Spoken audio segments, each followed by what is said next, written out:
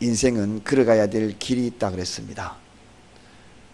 목사는 목사가 걸어가야 될 길이 있고, 장로는 장로가 걸어가야 될 길이 있고, 권사는 권사가 걸어가야 될 길이 있고, 안수집사는 안수집사가 걸어가야 될 길이 있고, 집사는 집사로서의 가야 될 길이 있고, 성도는 성도로서의 가야 될 길이 있고, 뿐만 아니라 아버지는 아버지로서의 길이 있고, 엄마는 엄마로서의 걸어가야 할 길이 있고, 자식은 자식으로서의 걸어가야 될 길이 있고, 그 길이 있다는 것입니다. 그 길로 가야지 다른 길로 가면 안 된다는 것입니다. 그게 바로 제자의 삶이다. 그 길로 곧장 가는 것이, 그 길로 가기 위해서는 자기를 부인하는 모습이 있어야 한다는 것입니다.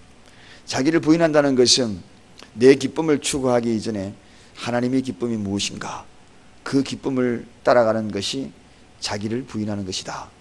내가 좀 기뻐할 일이 있어도 하나님이 별로 기뻐하지 않는다면 거기에서 돌이키는 것이 자기를 부인하는 것이다 라고 말씀을 드렸고, 또 성실히 십자가를 지는 것이다. 편하려고 이리저리 십자가를 잘라내고 가는 것이 아니라 세로로 세워진 십자가의 모양, 가로로 세워진 십자가의 모양, 그 십자가의 모양 그대로 지고 가는 것이, 이게 바로 제자가 걸어가야 될 길이라 그랬습니다. 뿐만 아니라 제자가 걸어가는 그 길의 삶은 예수님을 쫓는 것이다. 사람을 쫓는 것이 아니라 그랬습니다. 성도는, 그리고 그 누구도 예수를 믿기로 결심했다면 믿는 대상을 쫓아야지, 사람을 쫓아가지고 신앙생활 하는 것은 참으로 불행하고 불쌍한 그러한 이야기다 그랬습니다. 그래서 그 누구의 손에 이끌려서 예수를 믿기로 결심을 하여서 처음에는 사람의 손을 이끌려서 교회당에 예배당에 찾아왔다 할지라도 그 순간부터, 발걸음이 딱 닿는 그 순간부터 이제는 내가 사람을 쫓지 않으리라, 하나님을 쫓으리라. 이게 바로 제자의 삶이라고 했습니다. 오늘 이 시대에 사람 쫓다가 망한 사람 많습니다.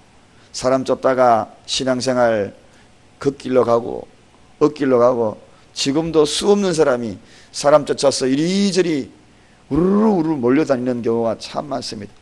그러다가 나중에 오늘 본문의 이야기 나온 이 말씀대로 마지막 때가 되면 예수님이 그들을 향하여 참으로 부끄러운 존재로 만들어 버리겠다는 것입니다. 부끄러움이 어떤 부끄러움인지, 우리가 상상하는 그런 부끄러움, 아이고 부끄러워라, 수치심의 부끄러움이 아닙니다. 심판의 부끄러움을 경험하게 될 것이다.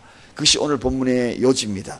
오늘 그래서 재림을 대비한 삶이 어떤 삶인가? 예수님은 바로 재림하신다, 반드시 다시 오신다는 것입니다.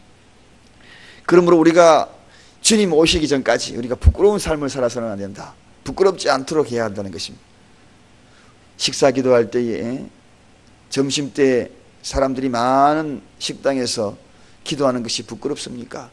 직장에서 회식하는데 남들은 술잔부터 먼저 기울이는데 나는 그래도 기도하고 밥 먹어야지 하면서 그런 모습이 부끄럽지 않지요. 지난 주일날 칼럼 속에 식사 기도의 능력에 대해서 기록을 해놨는데 여러분 읽어보셨습니까? 꼭 읽어보시기 바랍니다. 식사 기도가 얼마나 능력이 있는지, 식사 기도가 얼마나 권능이 있는 것인지, 하루에 3번 나에게 주어지는 그 식사의 기도를 통하여 내 건강을, 그리고 내 인생의 길을 새롭게 펼치는 중요한 일이 될 수 있는 것, 우습게 여기면 안 됩니다. 눈 금방 감다가 금방 남이 볼까 싶어서 금방 눈은 뜨는 그런 부끄러운 것이 아니라, 식사 기도할 때에 기도하는 그 짧은 시간이 어쩌면 내 건강을 지켜주고 내 미래를 열어주는 그런 축복의 시간이 될 수 있습니다. 그러므로 부끄러워하는 것이 얼마나 우리의 인생을 부끄럽게 만들어버리는 결론을 가져온다는 것입니다. 저는 가끔 축구선수가 골 넣고 난 다음에 무릎을 꿇고 기도하는 모습을 보면서, 야, 저 선수는 참 대단하다. 지금 전 국민이 다 지켜보고 있는, 그리고 TV를 지켜보고 있고, 어쩌면은 국가 간의 경기이면은 이웃의 국가도 저 경기를 지켜보고 있는데, 그럼에도 불구하고 무릎을 딱 꿇고 기도하는 그 장면은 정말 작은 식사 기도 시간에 부끄러움을 느꼈던 그러한 모습, 그 모습을 부끄럽게 만드는 그러한 모습이 아닌가. 당당하고 하나님 앞에 엎드리는 그러한 모습, 그 부끄럽지 않는 모습이 재림을 대비한 성도의 진정한 모습인 것을 오늘 다시 이렇게 깨우쳐 주는 것입니다. 그래서 우리가 이렇게 율법적인 신앙이 뭔가 하면 한마디로 그런 것입니다. 그런 걸 부끄러워하는 겁니다. 남이 있을 때 부끄러워서 형식적으로 취하는 그런 모습이 율법적인 신앙이죠. 또 하나님의 벌이 무서워서 하는 것입니다. 그게 율법적인 신앙이거든요. 만약 가령 우리가 예배를 드리지 아니하면 하나님이 벌 내리신다. 그래서 나는 예배를 드린다. 그러면 악마가, 사단이 우리에게 벌을 주고 우리에게 해코지를 한다. 그러면 악마에게도 예배를 드릴 자다 하는 그런 이야기입니다. 그래서 하나님이 무서워서 예배를 드리는 자는 악마가 나를 무섭게 하면 나도 역시 악마에게도 예배 드릴 수 있는 그런 자가 될 수 있다는 것입니다. 하나님을 사랑하여서 예배 드리는 자는 악마가 우리에게 다가오면 우리는 악마에게 순교를 당한다 할지라도 그 예배를 포기하지 않는다. 그래서 이 사랑의 관계가 참 소중하다는 거죠. 그 사랑의 법을 우리에게 일러주신 것입니다. 똑같이 예배 드리더라도 부끄럽게 예배 드리지 말고 하나님의 자녀, 그리고 진심으로 예배 드리는 저와 여러분이 바로 재림을 대비한 관문이라는 것입니다. 성도의 고백적인 삶을 살아가는 그 모습 속에서는 항상 재림을 대비한 삶이 우리에게 펼쳐지는 것이죠. 그래서 우리 신앙은, 믿음은 항상 신앙 고백적인 삶이 되어야 한다. 말 한마디라도 내 믿음의 고백적인 삶이 재림을 대비한 삶, 부끄럽지 아니하고, 그리고 신앙 고백적인 삶, 신앙 고백적인 이야기, 그 모습이 바로 재림을 대비한 첫 번째 관문입니다. 그러게 하기 위해서는 말씀을 실천하고자 하는 그런 실천의 의지도 있어야 되겠고, 또 말씀을 증거하고자 하는 그러한 증거의 삶도 있어야지. 그래야지 부끄럽지 아니하고 그리고 당당하게 그 일을 행해 나갈 수가 있는 것입니다. 자, 그렇다면 우리가 이렇게 부끄럽지 않는 그리고 당당한 그런 삶을 살아야 될 이유가 뭔가? 반드시 주님은 오시기 때문입니다. 재림의 주님은 반드시 오신다는 그 전제 조건이 있다는 것입니다. 오늘 본문에 보면 38절에 보면 올 때에 그런 표현이 있습니다. 올 때에, 주님이 다시 올 때에, 내가 다시 올 때에. 이 말은 천사들의 이야기도 아니요, 제자들의 이야기도 아니요, 우리 예수님이 직접 하신 말씀입니다. 재림은 너무나 확실하다는 것입니다. 우리 주님은 반드시 오신다는 것입니다. 신실한 성도들에게는 이 말이 굉장히 소망의 말씀처럼 들릴 겁니다. 억울하게 살았던 그러한 모습, 그리고 손해봤던 모습을 생각하면서 주님이 오신다, 그럴 때는 굉장히 소망의 말씀, 힘이 되는 말씀, 자들에서 소생케 되는 말씀, 그런 말씀 아니겠습니까? 주님이 다시 오신다. 우리 교회에 찬양 선교팀을 이름을 뭘로 정할까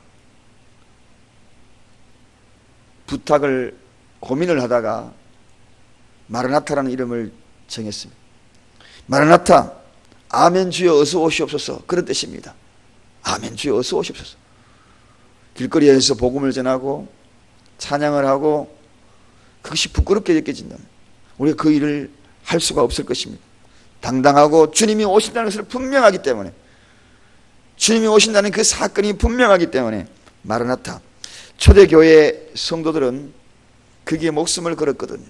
큰 박해를 받아도 오늘날처럼 이렇게 예수 믿는 것이 자유롭지 못하고 박해받고 그리고 굴복하지 아니하면 순교를 당해야 될 그런 엄청난 일을 경험하면서도 불구하고 마르나타, 주님은 반드시 오신다, 그거를 아멘 이렇게 선포했던 그들의 모습. 왜 그랬을까요? 주님은 오신다. 사람의 이야기 아니고 바로 예수 그리스도의 이야기이기 때문에. 여러분, 그래서 우리는 재림을 대비한 삶을 살아야 합니다. 항상 진리 앞에 섰을 때에 과연 그 진리가 나를 어떻게 깨우쳐줄 것인가를 고민하면서 살아야 되는 거예요. 말씀 앞에 섰을 때에 항상 나의 삶을 말씀에 조명하면서 살아야 될 이유가 바로 거기에 있는 것입니다. 주님은 반드시 오신다. 주님의 오심을 믿으시면 우리 다시 한번 마라나타 한번 외쳐보십시다. 주님 다시 오실 것을 믿습니까? 마라나타. 그렇습니다, 여러분. 아멘. 주여 어서 오시옵소서. 이 고백이 아멘. 이 아멘이 분명히 앞에 있습니다. 아멘. 주여 어서 오시옵소서. 이 뜻이 마라나타입니다. 분명한 선포입니다. 자, 그럼 어떻게 오시는가? 오늘 본문의 38절 보니까 아버지의 영광으로 거룩한 천사들과 함께 온다. 그렇게 소개합니다. 아버지의 영광으로 오신다. 주님이 아버지의 영광으로 오시기 때문에 우리는 재림을 반드시 대비해야 합니다. 처음 초림으로 오실 때에는 마국간 말구유에 예수님이 태어납니다. 가난한 동네에 태어나셨습니다. 너무나 초라하게 오셨습니다. 분명히 그분은 킹 오브 킹입니다. 왕 중에 왕이었어요. 그러지만 왕으로 이 땅에 오셨지만 그는 한 번도 왕의 대우를 받지 못했습니다. 어떤 대우를 받았습니까? 그의 몸은 종의 형체다. 그렇게 이야기합니다. 종으로 왔다가 종으로 살다가 종으로 마지막에 비참하게 십자가에서 매어달려 돌아가신 것입니다. 그러나 재림하시는 그분은 왕으로 오시는, 영광 중에 오시는 거룩한 천사장의 나팔 소리와 함께 오신다는 것입니다. 조용하게 가난한 동네에 말구이에 오시는 것이 아니라 거룩한 천사장의 나팔 소리와 함께 빵빠레와 함께 영광 중에 오신다는 것입니다. 영광의 왕으로 영광 가운데에 오신다는 것입니다. 모두가 다 동시에 볼 수 있도록 이 세상의 모든 사람이 다 깨우쳐 알 수 있도록 영광 중에 오신다. 그래서 영광 가운데에 오시는 그분이 우리를 또 영광 가운데에 부르실 거다. 성도를 영광 가운데에 부를 것이다. 그때 우리 이름이 불려지기를 원합니다. 누구도 이름이 막 불려질 그때에 여러분의 이름도 저의 이름도 영광 가운데 오시는 그분이 우리의 이름을 불러주실 줄로 믿습니다. 영광 가운데 오신다는 여러분, 그래서 재림의 예수님 대비해야 그때 불려질 이름을 생각하면 가슴 벅차게 살아가야 하는 것입니다. 그래서 우리는 대비해야 하는 것입니다. 하루하루 언제 영광 가운데 오실지 알 수 없지만 오시는 그날을 위하여 매일매일같이 준비하고 대비해야 하는 것입니다.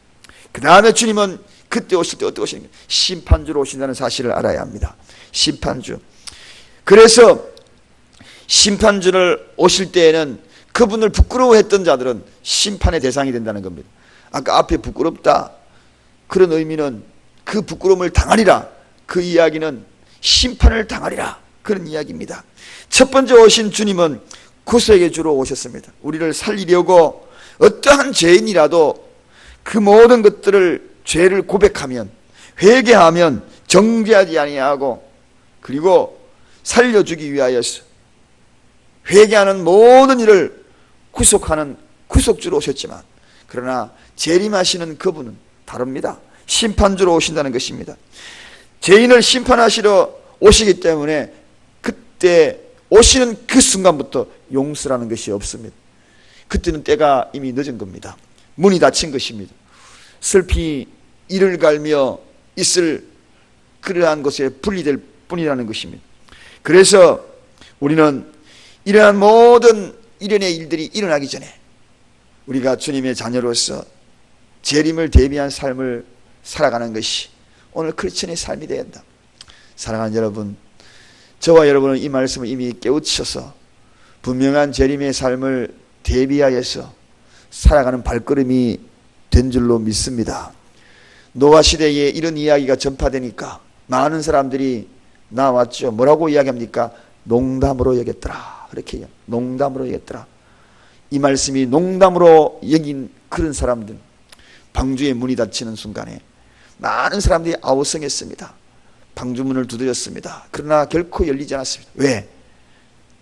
그 방주의 문은 하나님이 닫았기 때문에 열 수가 없는, 사람이 열어주고 그러고 싶었지만 그때는 하나님이 닫아버렸기 때문에 방주의 문은 결코 열 수가 없었다는 것입니다. 지금은 우리가 얼마든지 인도할 수 있지만 마지막 때가 되면 사람이 할 수 있는 일은 아무것도 없습니다. 재림의 주님만이 할 수 있는 것밖에 남아있지 않기 때문에 우리가 준비해야 한다.